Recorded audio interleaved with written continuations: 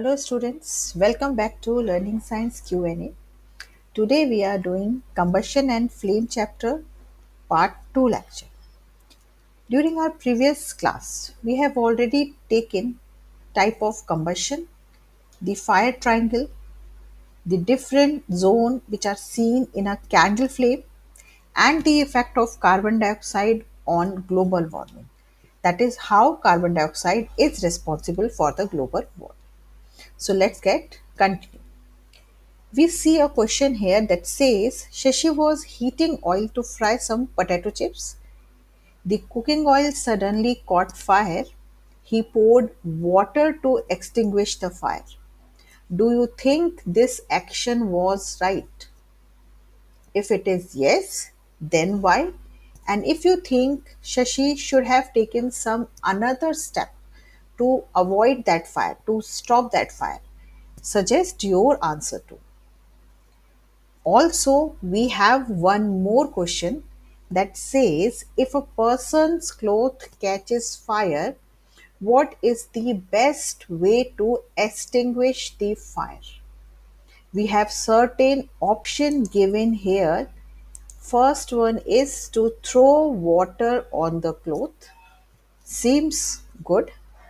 Use the fire extinguisher.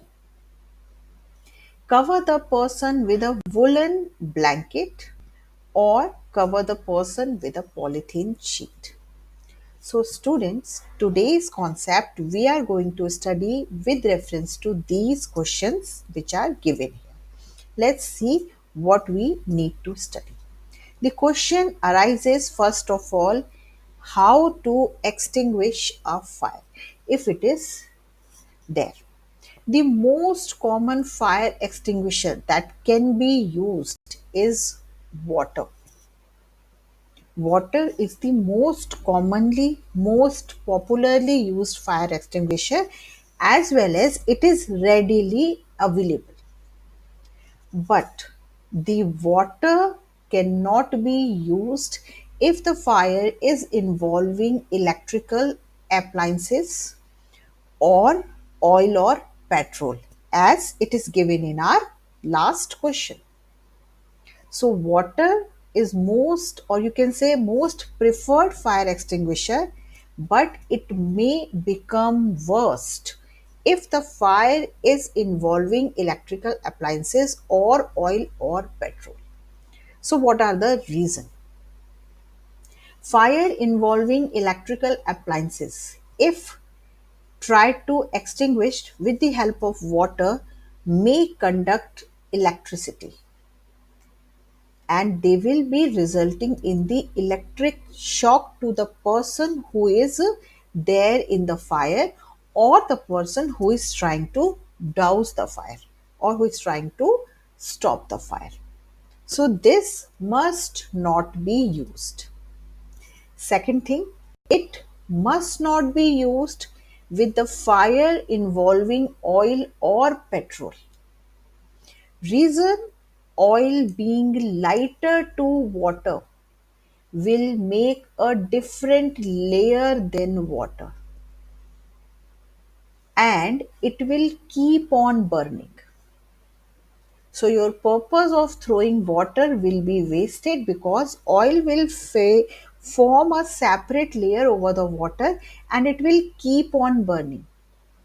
Even the fire caused by petrol is even more dangerous because the petrol being too lighter will form a vapor environment around the things and that will result in a explosion. So always remember what are the different ways that can be used to extinguish a fire. Not to one thing will be applicable to all kind of fire. Now, what is the alternative? What can be used if we have a fire involving electrical equipment? Or if we have a fire which involves inflammable material. Inflammable material means material that catches fire too quickly, like petrol. So for these kind of fire, carbon dioxide is best. How does it help? Being heavier than oxygen, it makes a blanket around the fire and it cuts the oxygen supply.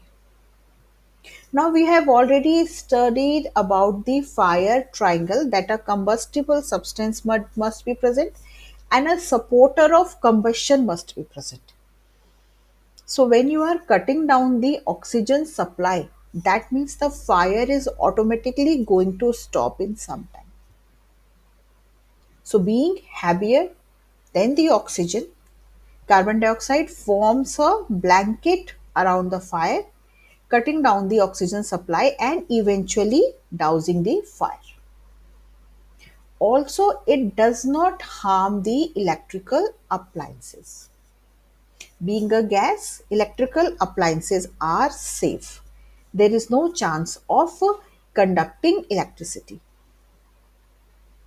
At the same time, it can be stored in high pressure in a small cylinder, just like your deodorant bottles, just like your small cylinders. The point is, one should know how to use it.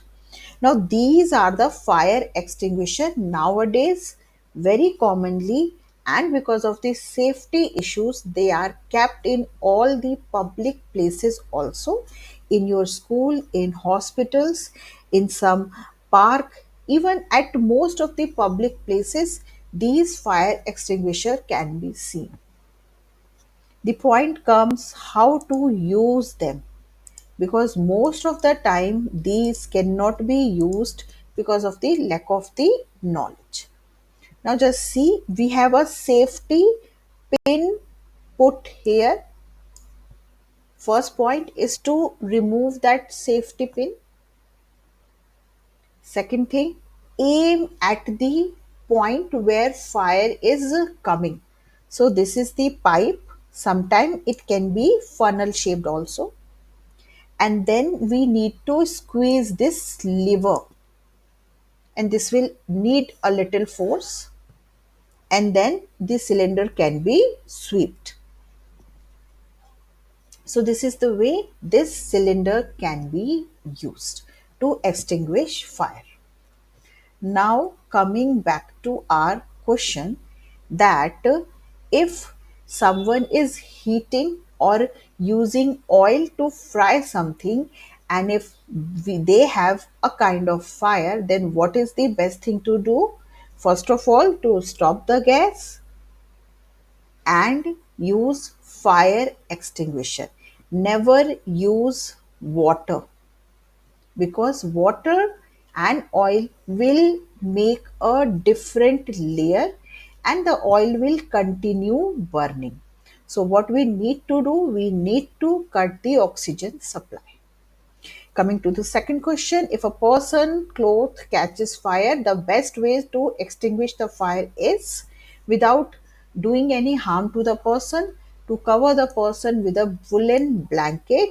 This would immediately cut the oxygen supply and the person will be saved.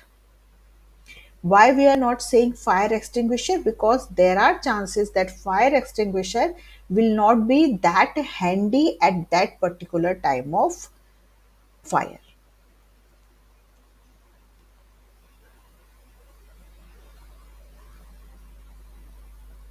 So looking to the next question, the calorific value of petrol and compressed natural gas CNG are 45,000 kilojoule per kg and 50,000 kilojoule per kg respectively.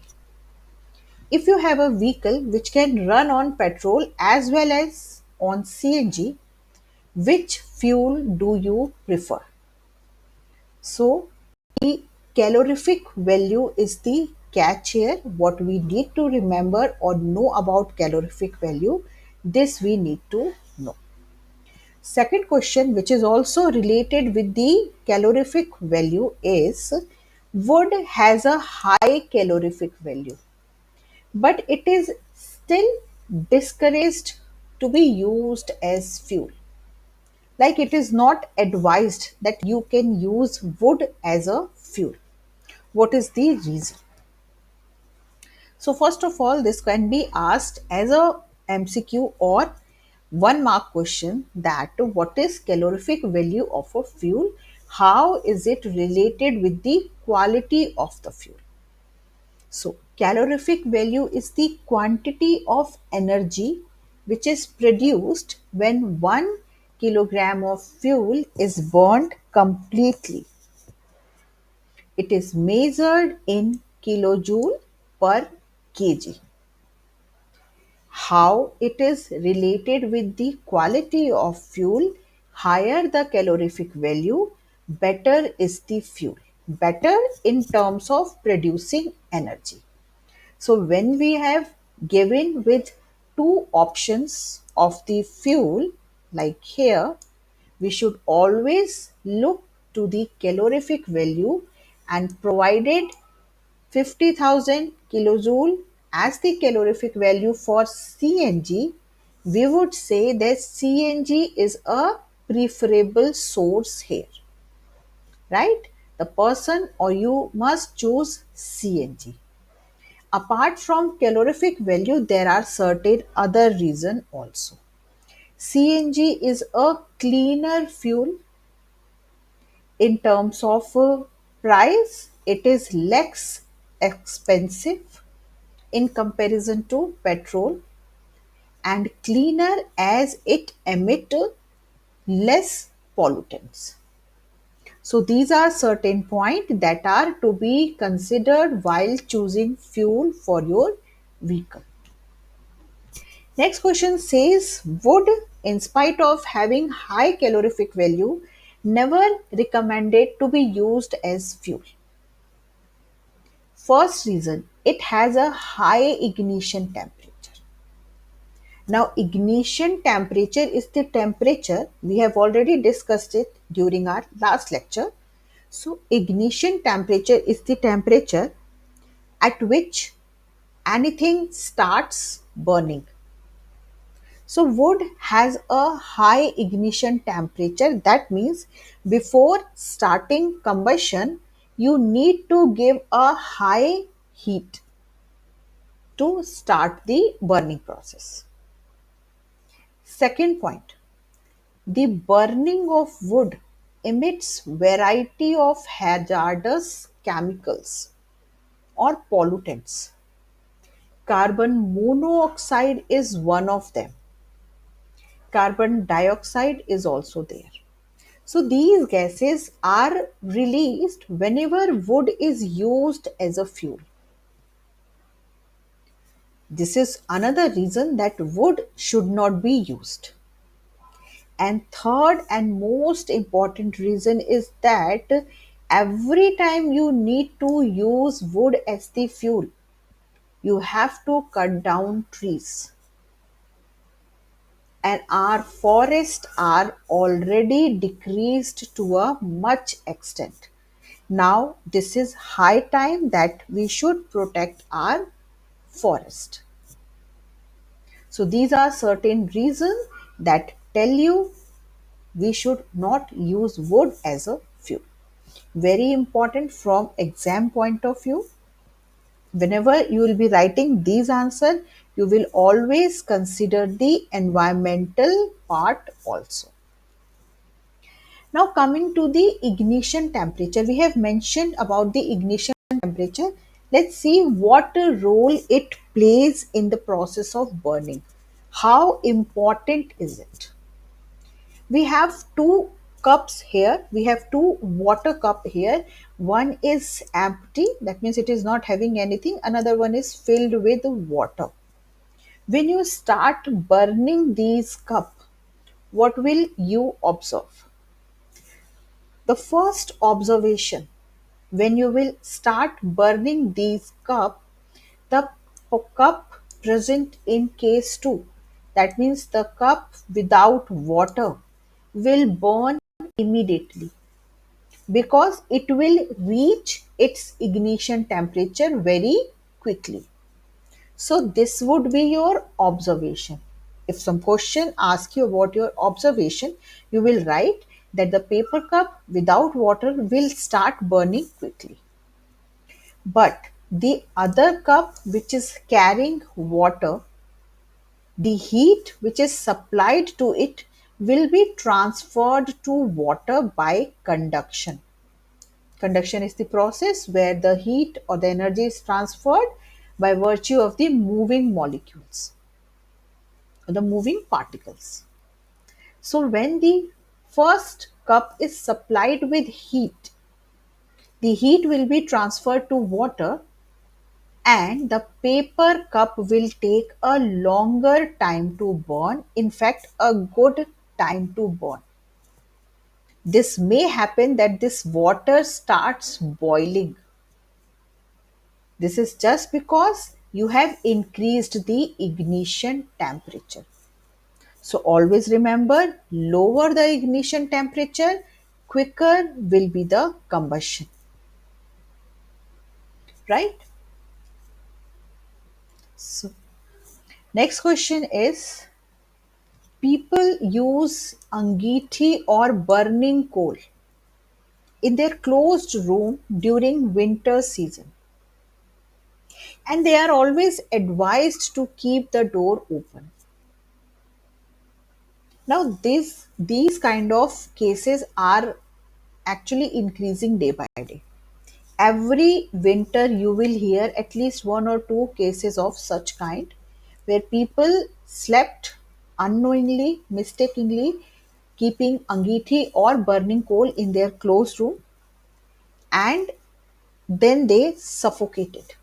So why this is advised to keep door open, and what difference does it make if you keep a burning coal in a closed room?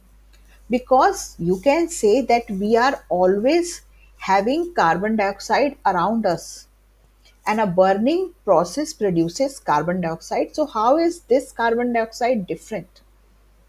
So this combustion is basically the incomplete combustion. Why?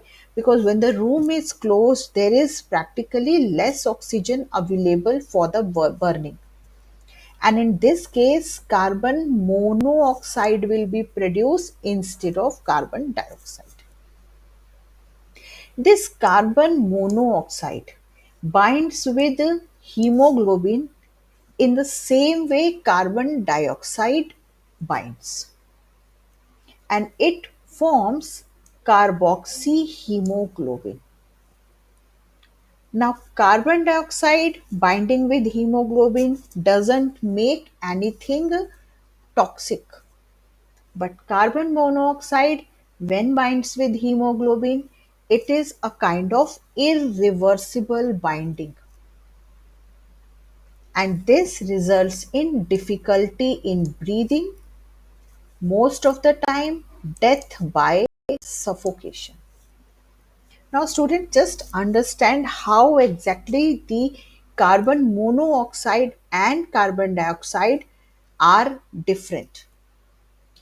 In our body, the oxygen travels inside our body when carbon dioxide binds with oxygen.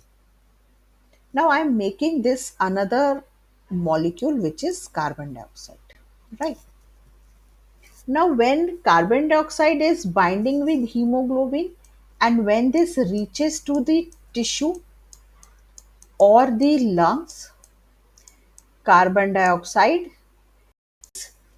detached from the blood, and hemoglobin is again available to bind with the oxygen.